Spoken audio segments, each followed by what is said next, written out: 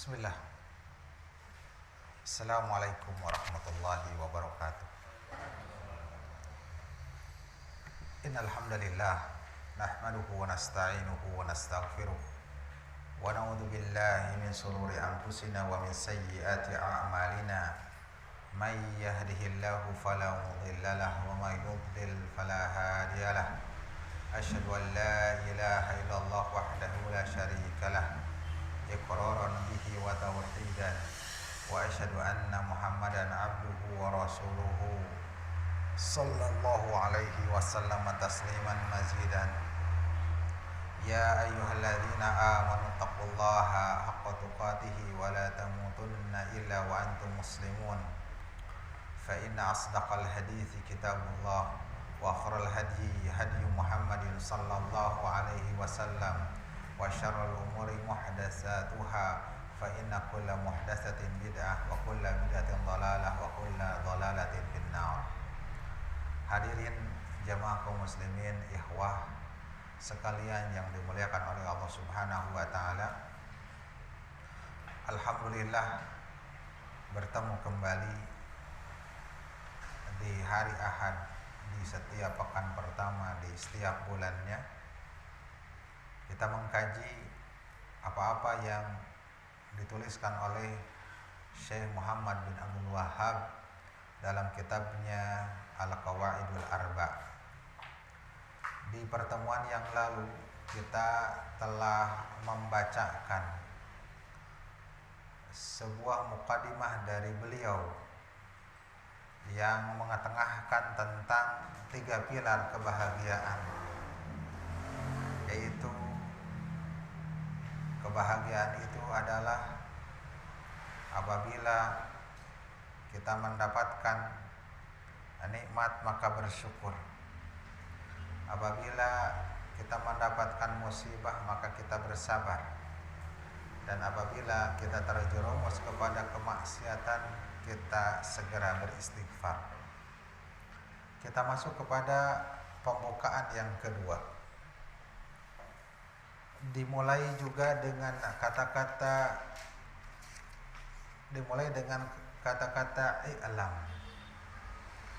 i'lam arsyadakallahu li ta'atihi. I'lam, ketahuilah. Kata-kata i'lam, ketahuilah, ini fungsinya adalah litanbih, untuk memberi peringatan supaya pembaca, pendengar dari kajian ini memusatkan perhatiannya, tidak kesana dan kemari. I'lam, ketahuilah, diawali dengan i'lam.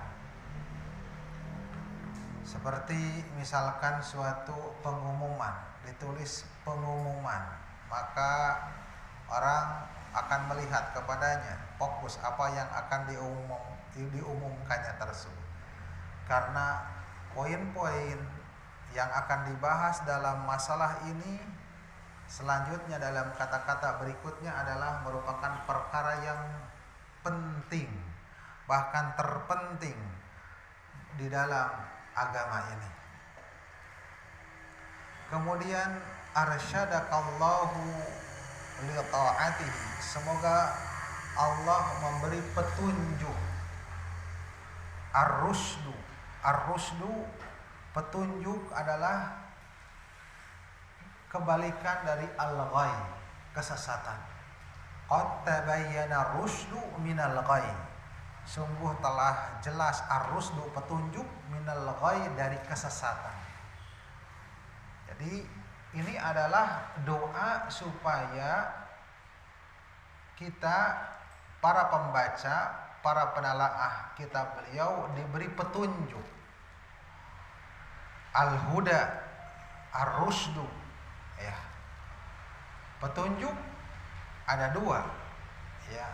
Petunjuk ada 2. Ada hidayah irsyad, ya, rusdu itu, ya. Ada hidayah taufik, ya, hidayah taufik. Hidayah irsyad yaitu hidayah bimbingan. hidayah bimbingan. Kita memberikan petunjuk. Ya, dan kita selaku manusia mampunya adalah memberi hidayah irsyad. Memberi hidayah irsyad. Kita berupaya mendidik anak kita, kita berupaya mendidik istri kita, kita berupaya mendidik masyarakat secara umum supaya Allah Subhanahu wa taala memberi petunjuk kepadanya. Adapun petunjuk dari Allah Subhanahu wa taala berupa hidayah taufik adalah mutlak hak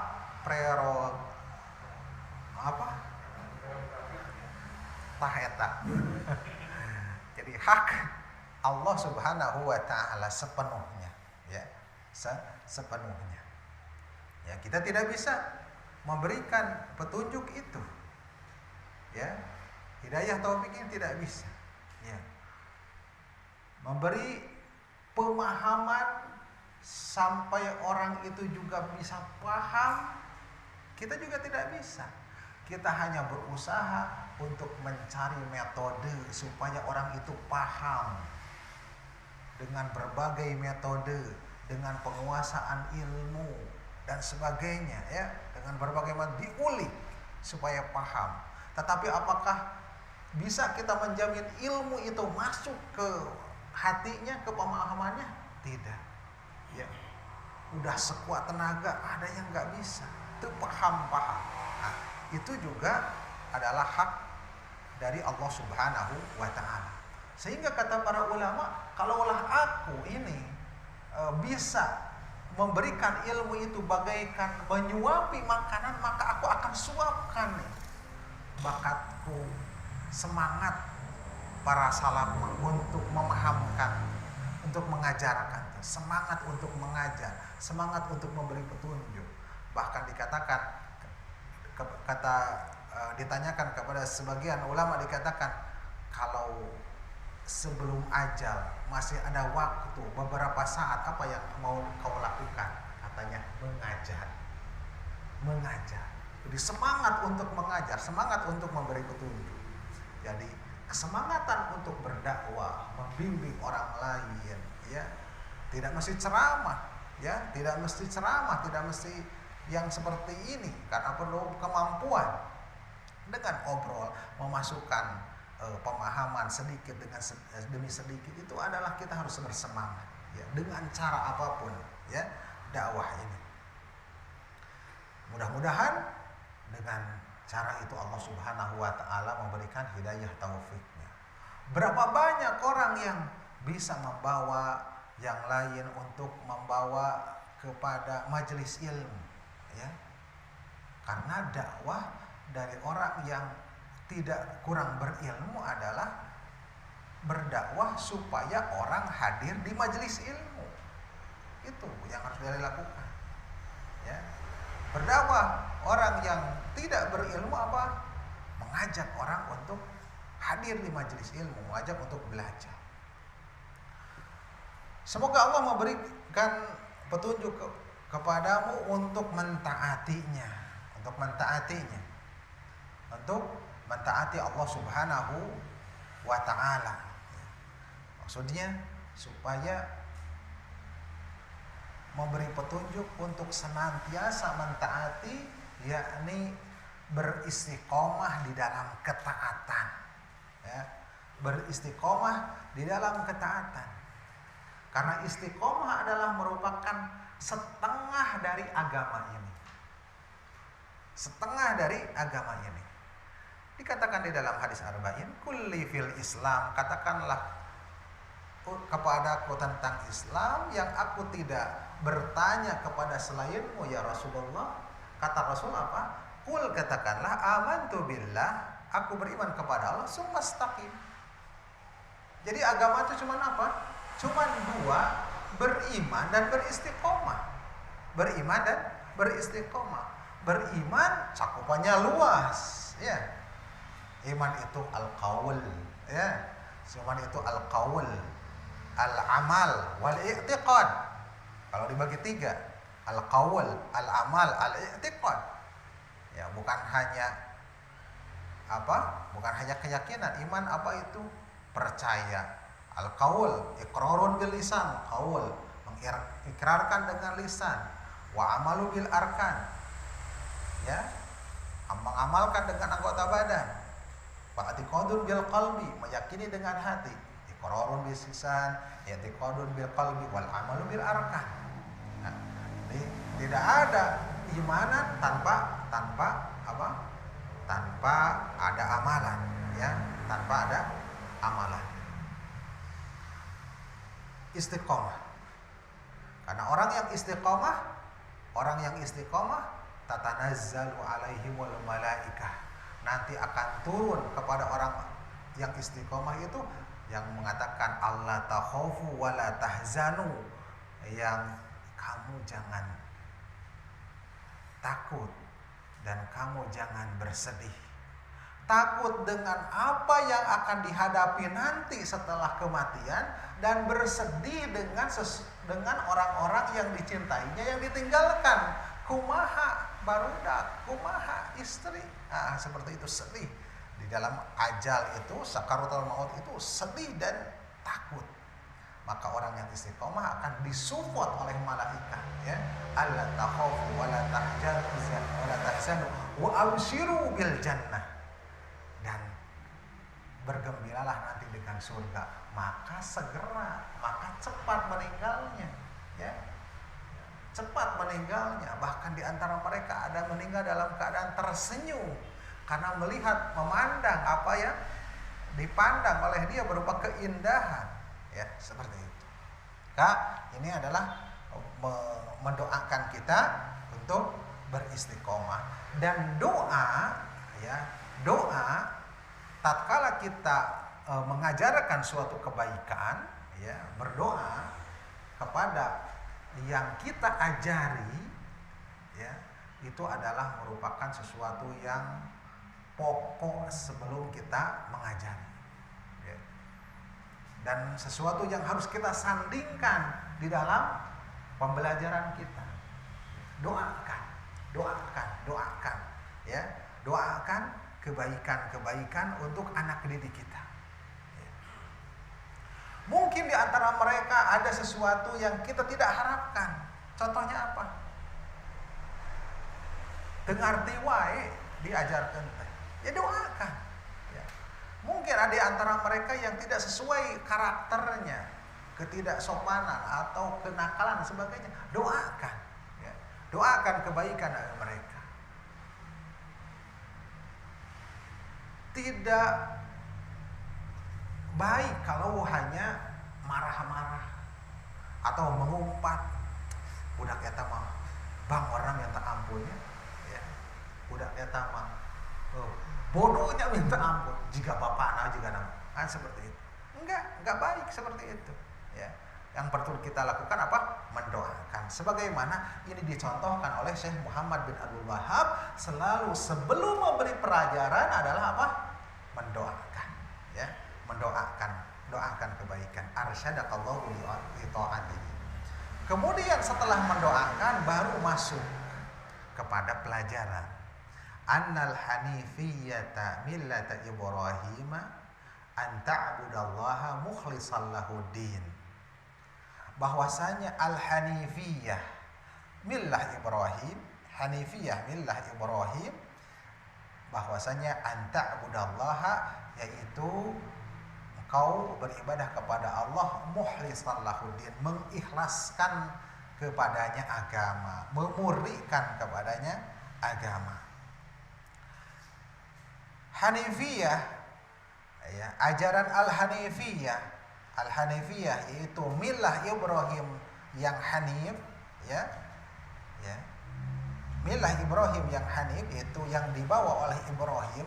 Kenapa disebutkan Ibrahim? Ya, tidak nabi-nabi yang lain.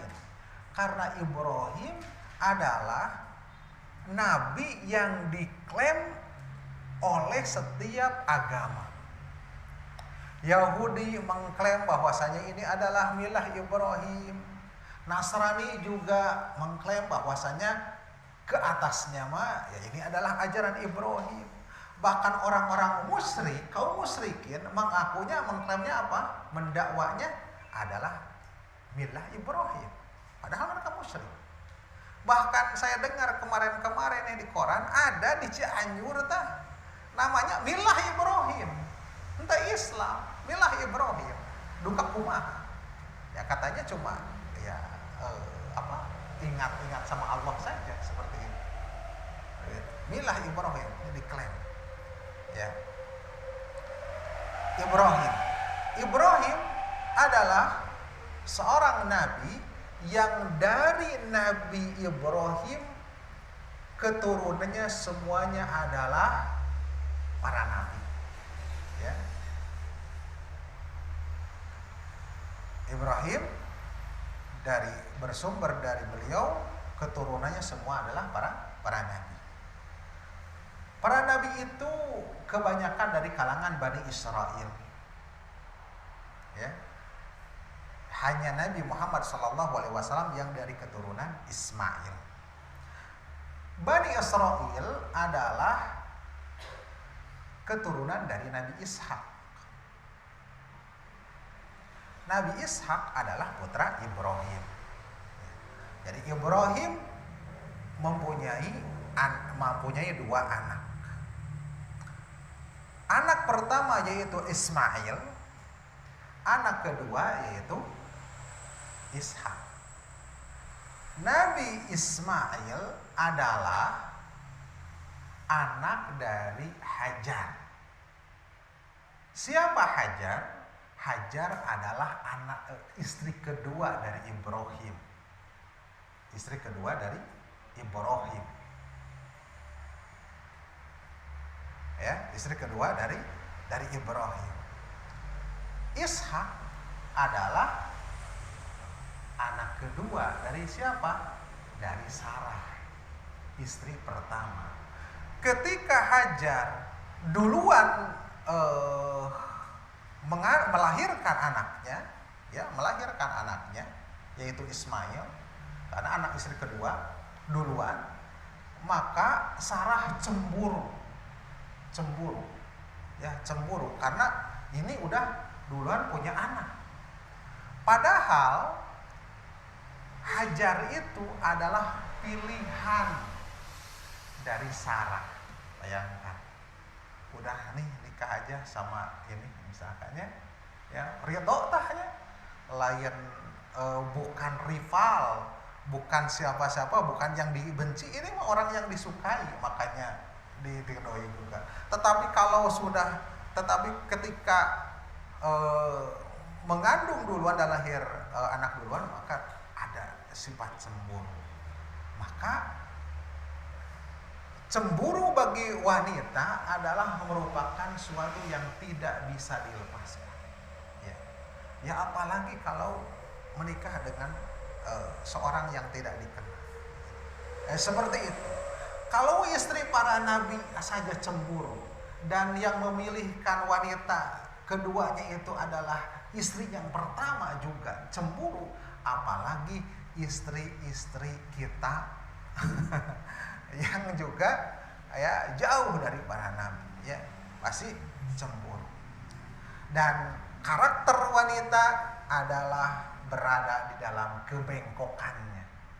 Tergantung kita apakah mau membiarkannya dalam kebengkokannya atau berusaha meluruskannya tetapi tidak keras.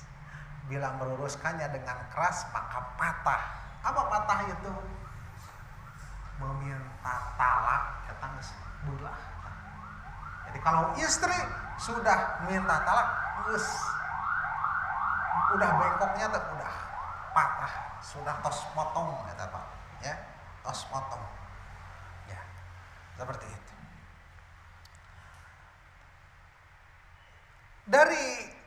Dari Ishak turun para nabi yang lain dari kalangan Bani Israel, dari Ismail yaitu Nabi kita Muhammad sallallahu alaihi wasallam. Jadi dikatakan Abul Anbiya, Ibrahim itu Abul Anbiya.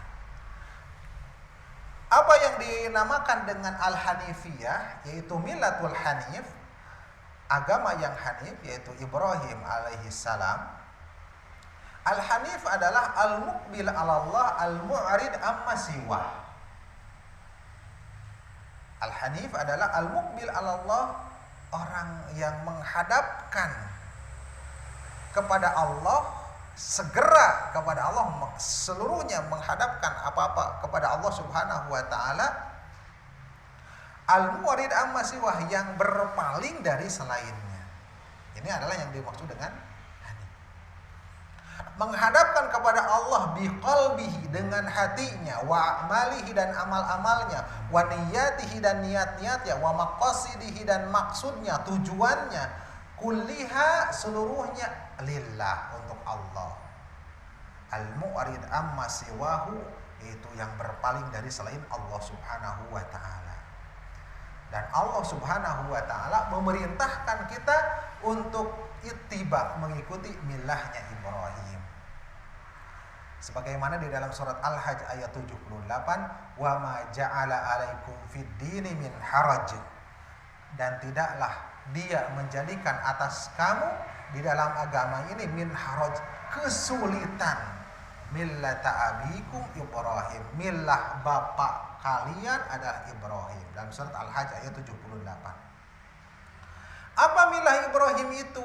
Inti dari millah Ibrahim itu, ajaran Ibrahim itu, anta'budallaha mukhlishan lahuddin.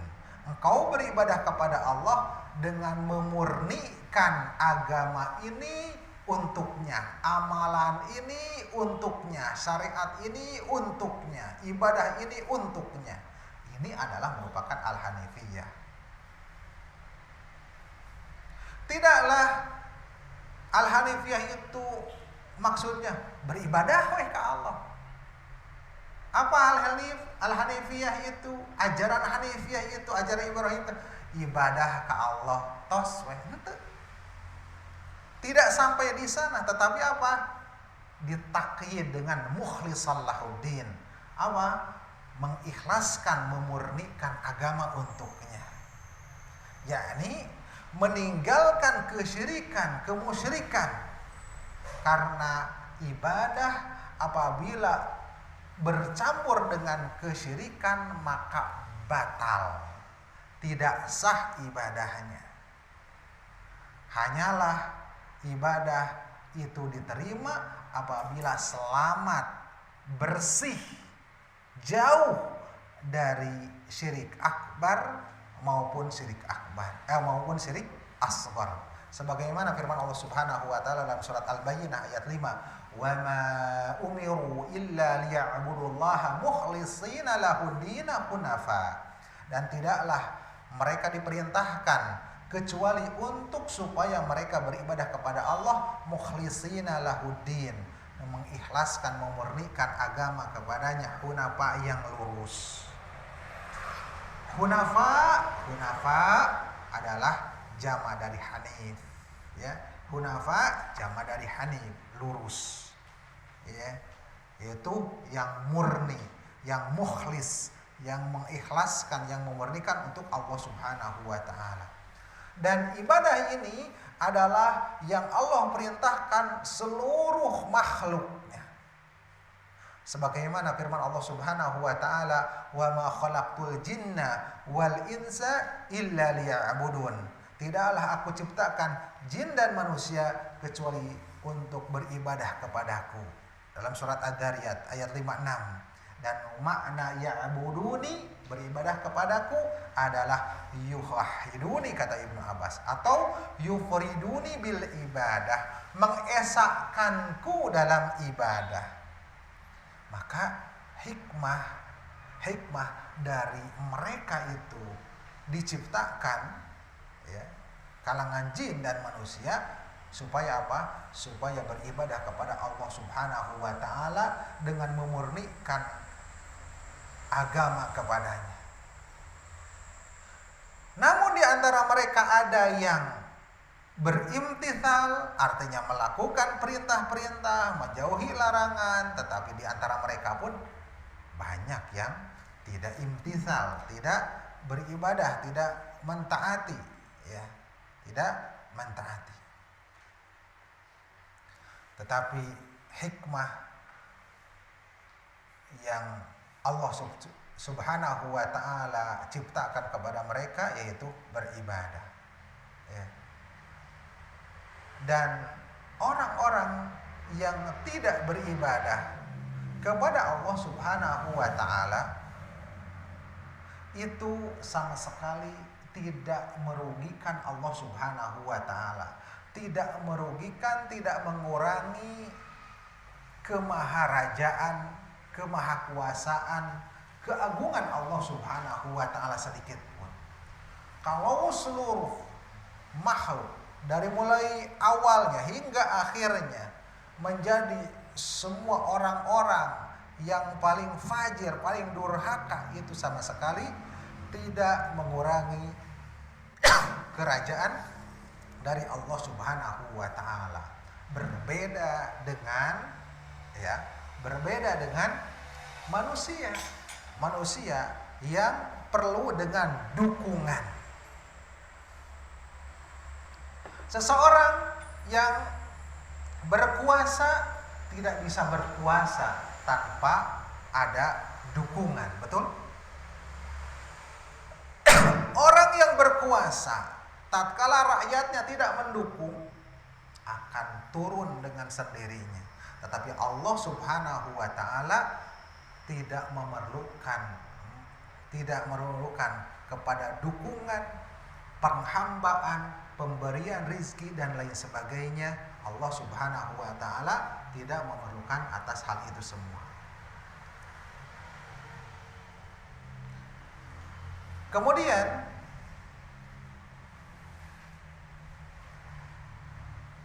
bahwasanya inti dari agama Ibrahim adalah tadi, yaitu mentauhidkan Allah Subhanahu wa ta'ala, memurnikan ibadah ini, agama ini untuk Allah Subhanahu wa ta'ala, dan intinya adalah tauhid. Dari dulu sampai sekarang, adapun syariat-syariat yang berupa perintah dan larangan tentang halal dan haram, maka itu berbeda, ya, berbeda tiap nabi ajaran-ajarannya, ya, tiap nabi ajaran-ajarannya. Ada yang tetap dipertahankan, ada yang dihapus, ya, seperti itu. Dan adapun tauhid akan senantiasa ada hingga hari kiamat, yang merupakan apa? Merupakan pokok dari agama anbiya, para nabi, yang tidak akan apa? Yang tidak akan dihapus dan tidak akan dipindahkan. Itu mengikhlaskan, memberikan untuk Allah Subhanahu wa ta'ala dengan tauhid kepada Allah Subhanahu wa ta'ala. Kemudian di dalam di dalam apa matannya, fa idza arafta annallaha khalaqaka li ibadatihi, apabila kau sudah mengetahui bahwasanya Allah Subhanahu wa ta'ala telah menciptakanmu untuk beribadah kepadanya, fa'lam annal ibadata, ketahuilah bahwasanya ibadah la tusamma ibadatan, tidaklah dinamai ibadah illa ma'at tauhid, kecuali bersama dengan tauhid, kecuali disertai dengan tauhid.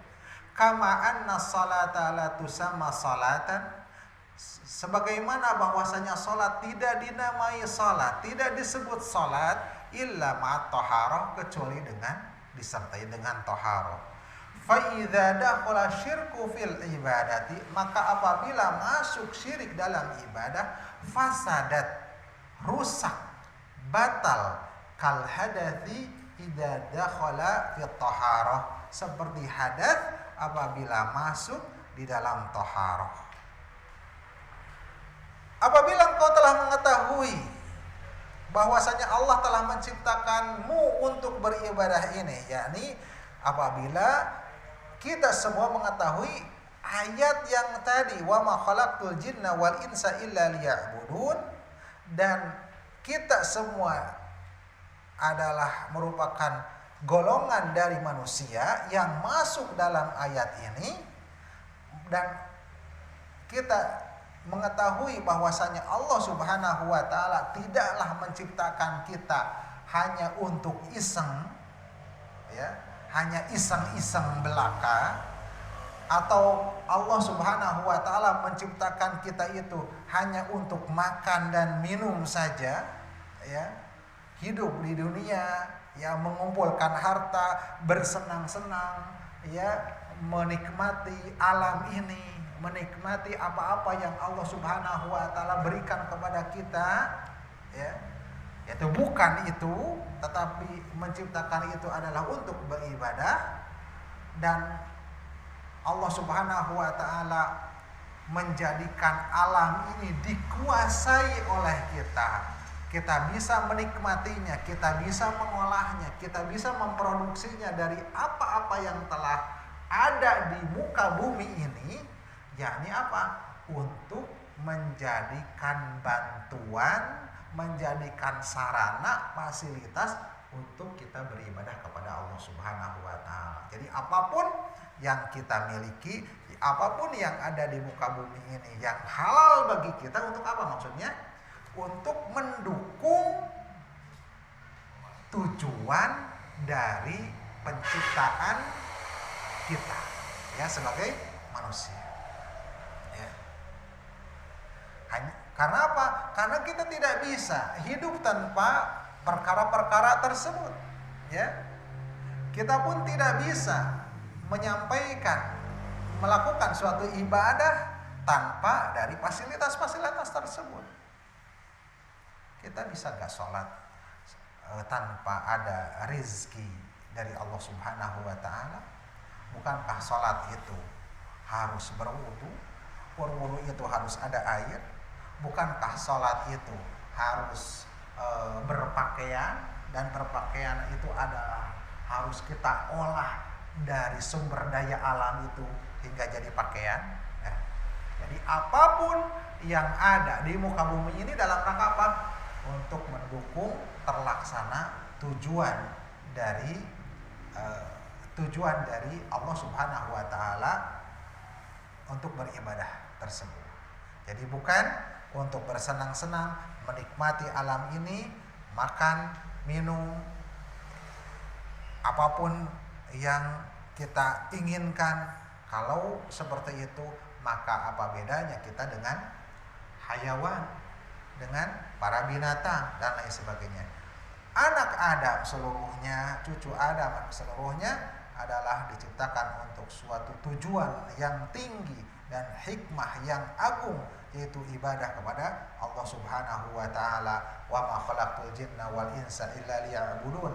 Tidaklah aku menciptakan jin dan manusia kecuali untuk beribadah. Ma uridu minhum mir rizqin. Tidaklah aku ingin dari mereka itu mirizkin, dari rizki, dipersembahkan, ya.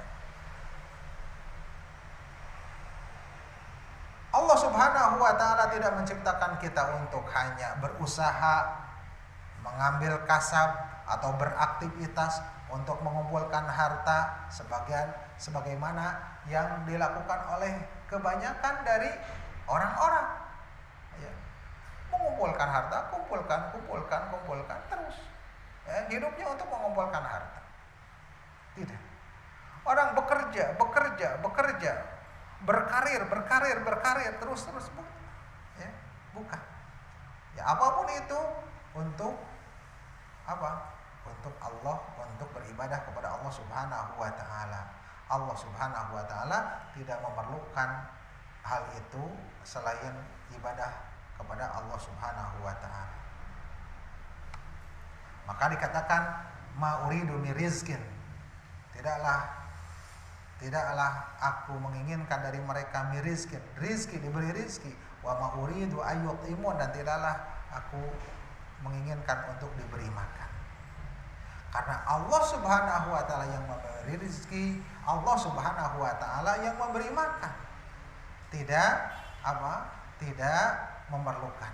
Allah Subhanahu wa taala pun bahkan sebenarnya tidak perlu terhadap ibadah-ibadah kita, tetapi kita adalah yang perlu terhadap ibadah itu sendiri. Supaya supaya ibadah, ketakwaan, ketaatan, menjauhi dari kemaksiatan itu adalah akan menghalangi kita dari siksa api neraka. Itu saja. Kemudian, fa'lam annal ibadata la tusamma ibadatan illa ma'a tauhid kama anna salata la tusamma salatan illa ma'a taharah. Ketahuilah bahwasanya ibadah tidaklah dikatakan ibadah kecuali bersama dengan tauhid, sebagaimana salat tidaklah dikatakan salat kecuali bersama dengan taharah. Apabila kita mengetahui bahwasanya Allah Subhanahu wa taala menciptakan kita untuk beribadah kepadanya, maka ibadah itu tidaklah sahih, tidaklah sah, tidaklah diridhai oleh Allah Subhanahu wa taala kecuali kalau memenuhi dua syarat. Kalau memenuhi dua syarat. Apabila salah satunya kosong, pincang dari syarat tersebut, maka batal.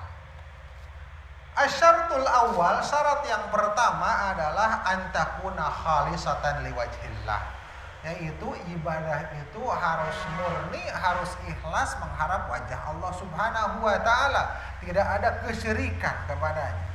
Apabila tercampur dengan kesyirikan maka batal.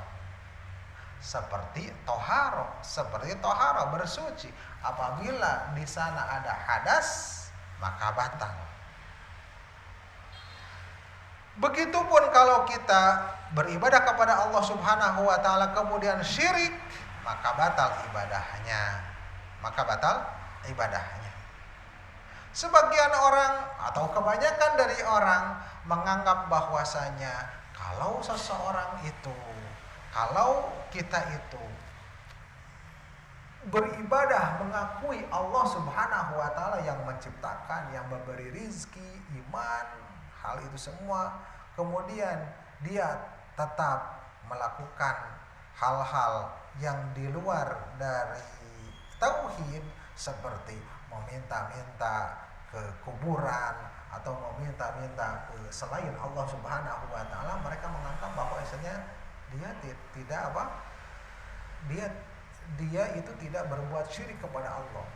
Karena dalam pandangan mereka namanya syirik itu menyembah selain Allah Subhanahu wa taala. Selama berkeyakinan Allah itu esa, selama berkeyakinan Allah itu yang menguasai alam ini, maka mereka tidak menganggap itu kesyirikan. Syarat yang kedua adalah al-mutaba'ah li Rasul, yaitu mutaba'ah mengikuti kepada Rasul.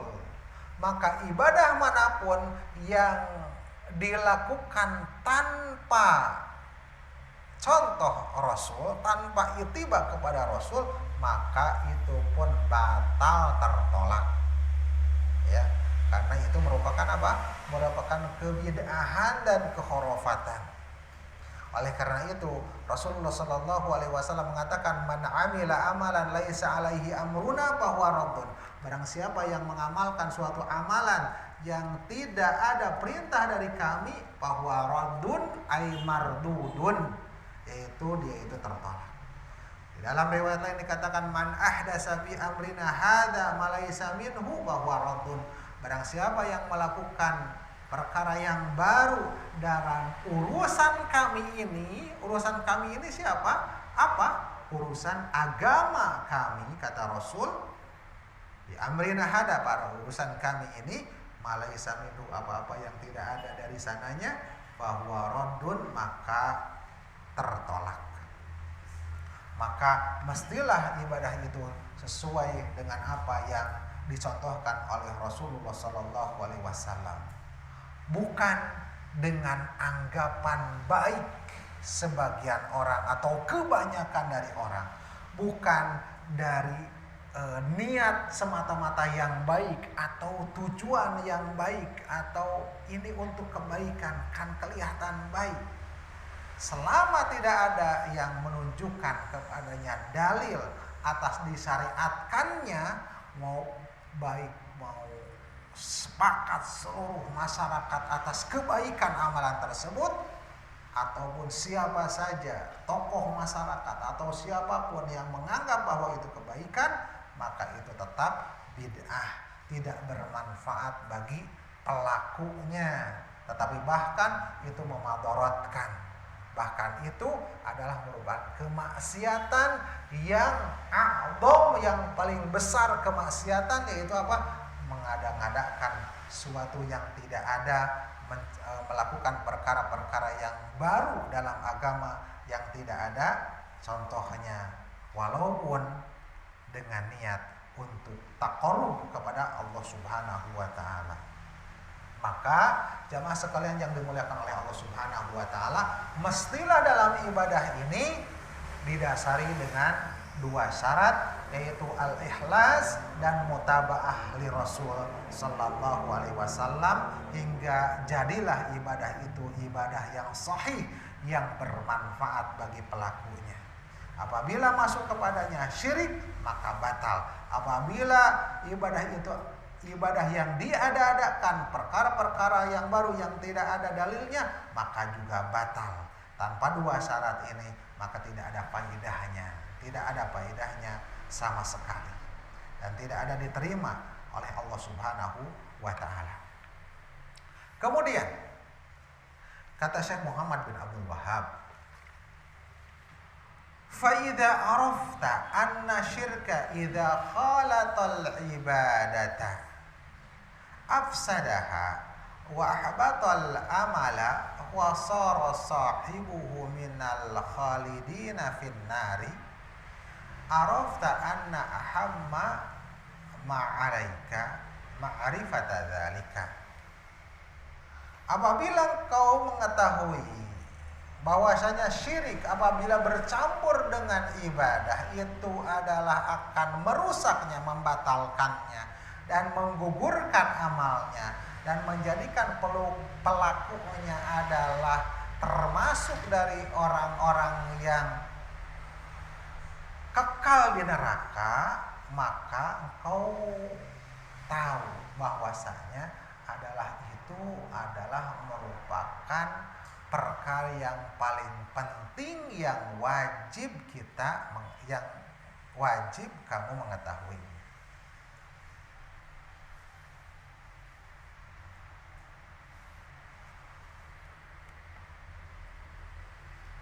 La'allahu ayyukhallisaka min hadhihi syabakah. Mudah-mudahan Allah Subhanahu wa taala membebaskanmu dari jaring ini. Ya. Apa jaring itu adalah? Yaitu asyirku billah. Ya, asyirku billah. Yang dikatakan oleh Allah Subhanahu wa taala, innallaha la yaghfiru ay yushraka bihi wa yaghfiru ma duna dzalika liman yasha. Sesungguhnya Allah tidak akan mengampuni dia disekutukan dengannya, dan dia akan mengampuni dosa-dosa apa yang di bawah dari syirik tersebut, liman yasha, bagi orang yang dia kehendaki. Dalam surat An-Nisa ayat 116. Wa dzalika bi ma'rifati arba'i qawaida, dan hal itu adalah dengan mengetahui 4 kaidah yang Allah Subhanahu wa taala sebutkan di dalam kitabnya.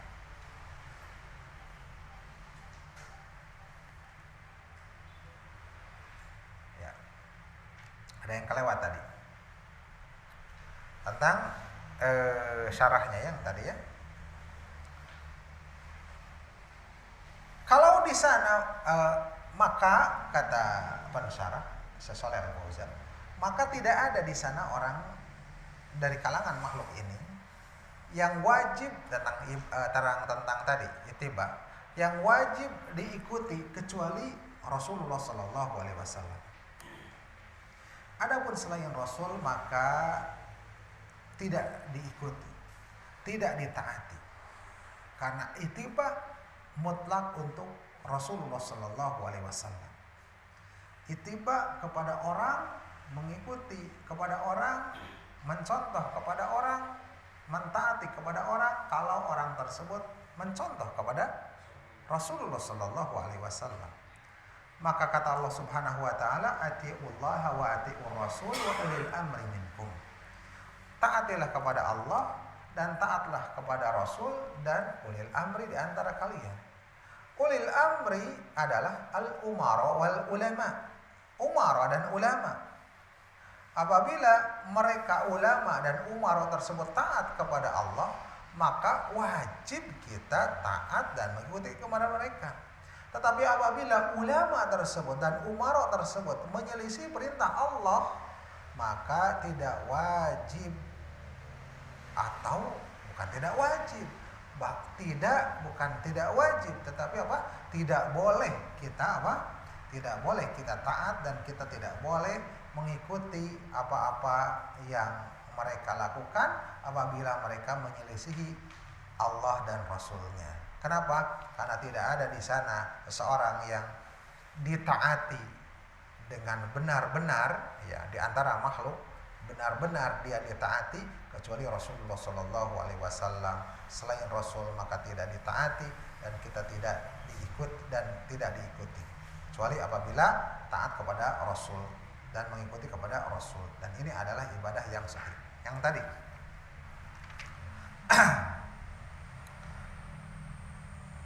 paragraf yang tadi ya sekarang. Faida arafta, apabila kau mengetahui bahwasanya syirik itu apabila bercampur dengan ibadah maka merusaknya, membatalkannya dan menggugurkan amalnya dan menjadikan pelakunya adalah kekal di neraka. Selama engkau mengetahui tauhid ini, bahwa tauhid ini adalah apa? Ifradullahi bil ibadah, mengesahkan Allah dengan ibadah, maka wajib kita mengetahui bahwa mengetahui tentang itu adalah tentang kesyirikan, ya. Apa yang dimaksud dengan syirik? Setelah kita mengetahui tentang tauhid, maka wajib kita mengetahui tentang apa? Hakikat dari syirik. Karena orang yang tidak mengetahui sesuatu, maka kemungkinan dia akan terjerumus kepadanya, ya, akan terjerumus kepadanya. Maka kata Hudzaifah, tatkala para sahabat bertanya tentang kebaikan, maka beliau bertanya tentang keburukan. Kenapa? Khawatir tergelincir kepadanya. Ya. Bertanya tentang keburukan, tahu perkara ini buruk, supaya apa? Supaya kita tidak terjerumus kepadanya. Tahu ini maksiat, supaya tahu ini haram, supaya kita tidak terjerumus kepada keharaman. Tahu ini riba supaya kita tidak masuk kepada hal tersebut. Maka syirik juga sama dengan itu, supaya apa? Supaya kita tidak terjerumus kepada kesyirikan. Karena mesti kita mengetahui macam-macam dari kesyirikan tersebut supaya kita bisa meninggalkannya, menjauhinya. Karena Allah Subhanahu wa taala telah memperingatkan dari kesyirikan tersebut. Dengan firman-Nya, innallaha la yaghfiru ayyushraka bihi wa yaghfiru ma duna dzalika liman yasha. Sesungguhnya Allah Subhanahu wa taala tidak akan mengampuni disekutukan dengannya, dan Dia akan mengampuni dosa yang di bawah syirik bagi orang yang dikehendakinya. Maka ini adalah syirik yang merupakan dosa yang berbahaya, ya. Kenapa? Karena dosa syirik akan dimasukkan neraka dan diharamkan baginya surga. Maka kata Allah Subhanahu wa taala, innahu may yusyrik billahi faqad haramallahu alaihil jannah. Sesungguhnya dia may yusyrik billah, orang siapa yang syirik kepada Allah, maka sungguh Allah telah haramkan padanya surga dalam surat Al-Maidah ayat 72.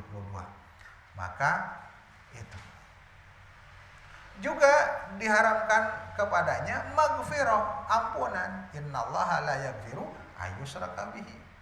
Tidak diampuni, akan dimasukkan ke neraka, kemudian diharamkan padanya surga. Oleh sebab itu ini adalah merupakan perkara yang sangat berbahaya sekali. Ya. Jangan sampai kita terjerumus kepadanya. Hendaklah kita mengetahui bahayanya, begitu besar bahayanya ini. Karena kebanyakan orang salah, sesat dalam memahami kesyirikan. Salah pemahamannya dalam masalah kesyirikan ini. Supaya kita paham apa yang dinamakan hakikat kesyirikan itu, yang sumbernya itu dalam Alkitab dan As-Sunnah, maka kita harus mempelajarinya. Dan tidaklah Allah Subhanahu wa ta'ala memperingatkan sesuatu kecuali pasti Allah Subhanahu wa ta'ala dan Rasulnya pasti menjelaskannya. Pasti menjelaskannya. Untuk apa? Disebutkan itu adalah bahaya, tapi tanpa menjelaskan. Ya, pasti di sana Allah Subhanahu wa ta'ala menjelaskannya. Dan tidaklah Allah Subhanahu wa ta'ala memerintahkan juga terhadap sesuatu, pasti juga menjelaskan terhadap sesuatu tersebut. Segalanya jelas. Tidak ada yang diharamkan, pasti dijelaskan. Tidak ada yang diperintah, pasti dijelaskan. Dan maka Allah Subhanahu wa ta'ala tidaklah akan mengharamkan kepada syirik kecuali menjelaskannya. Dijelaskan di dalam Al-Quranul Karim, dijelaskan oleh Rasulullah SAW dalam sunnahnya dengan penjelasan-penjelasan yang itu mencukupi. Maka apabila kita ingin mengetahui tentang hakikat syirik ini, maka kita kembali kepada Alkitab dan Sunnah sehingga kita benar-benar mengetahui kesyirikan ini dengan benar-benar. Tidaklah kita kembali kepada omongan-omongan manusia atau pendapat-pendapat orang tentang kesyirikan tersebut. Ini adalah merupakan pembukaan mukadimah yang kedua sebelum kita masuk kepada intinya. Barangkali sampai di sini ada pertanyaan.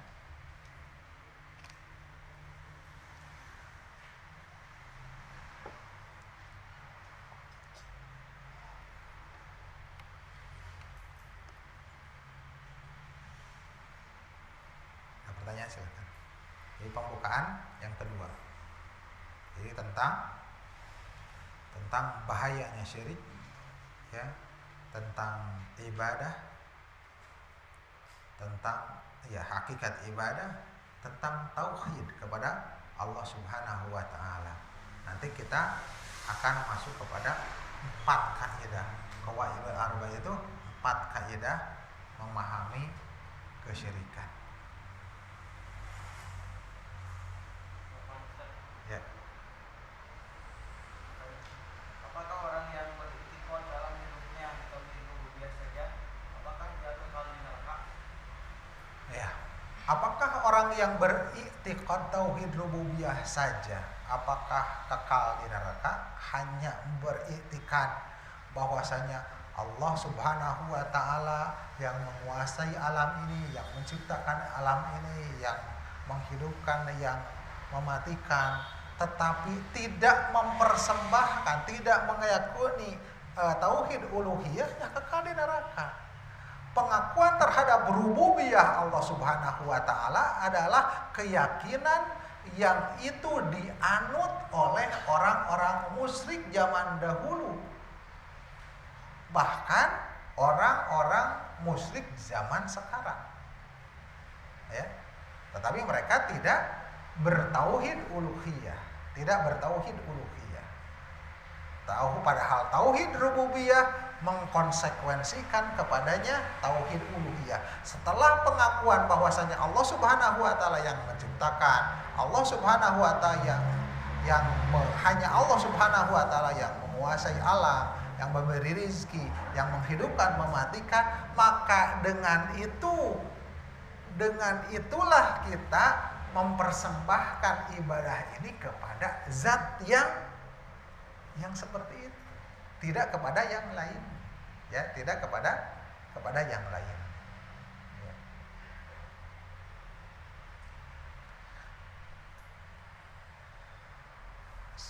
Mereka kaum musyrikin, ya, kaum musyrikin yang menyembah Lata, Uzza,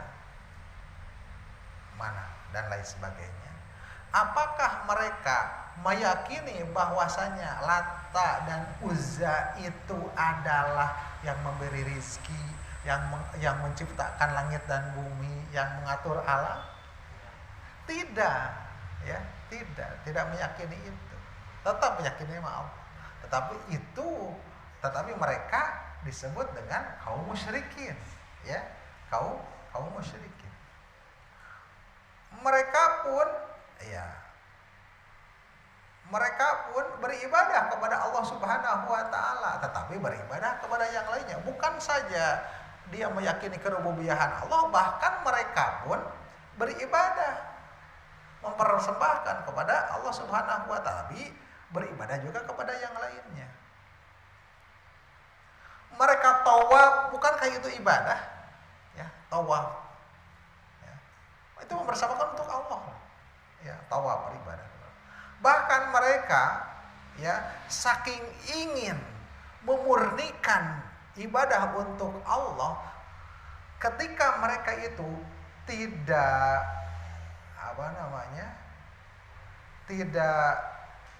mendapatkan pakaian yang halal. Nah, ini sumbernya haram, nggak ada. Maka mereka rela bertelanjang supaya apa? Murni dalam ibadahnya, ya, keur eta mah harita keneh gitu. Tapi masalahnya apa? Juga beribadah kepada yang lainnya. Yaitu yang dimaksud dengan, yaitu yang hakikat kesyirikan di antaranya hakikat, ya. Ya.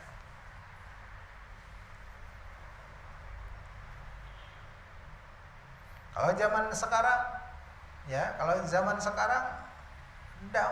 ieu mah ngan tarekah hungkul, ya, orang Sunda bilang ieu malah usaha tarekah hungkul, da angin anu nyageurkeun mah Allah Subhanahu wa taala, ieu mah tarekah we gitu, ya, datang ka dukun dan ritual ieu mah tarekah, sana sebut nantinya usaha ikhtiar, ya mah da nah itu adalah apa? Bukti bahwasanya ketidakpahaman, ya, tidak paham, ya, terhadap agama. Sehingga kalau mereka diusik, ya, kalau mereka diusik, sesembahan mereka diusik zaman dulu hingga zaman sekarang diusik, tempat meminta-mintanya itu diusik, maka mereka siap dengan goloknya, dengan masyarakatnya yang siap untuk menyerbu. Tetapi kalau Allah dan Rasulnya dihina, diusik, mereka biasa saja, tidak bersemangat seperti membela sesembahan-sesembahan atau perkara-perkara yang diminta-minta oleh mereka, kan seperti itu. Ya, itu real dari. Maka oleh sebab itu, dakwah kepada tauhid, dakwah memperingatkan kepada kesyirikan, maka ini harus kita dengungkan. Pengajaran-pengajaran tauhid maka harus kita ajarkan. Memperingatkan kepada kesyirikan, bahaya syirik, ini harus kita ajarkan ke masyarakat, dalam lembaga, kepada anak-anak, ya, dari mulai kecil ini harus ditanamkan, ya, ditanamkan supaya mereka benar-benar kembali kepada fitrahnya, dijaga fitrahnya. Fitrahnya apa? Fitrahnya bertauhid, fitrahnya menjauhi kepada kesyirikan. Ada lagi?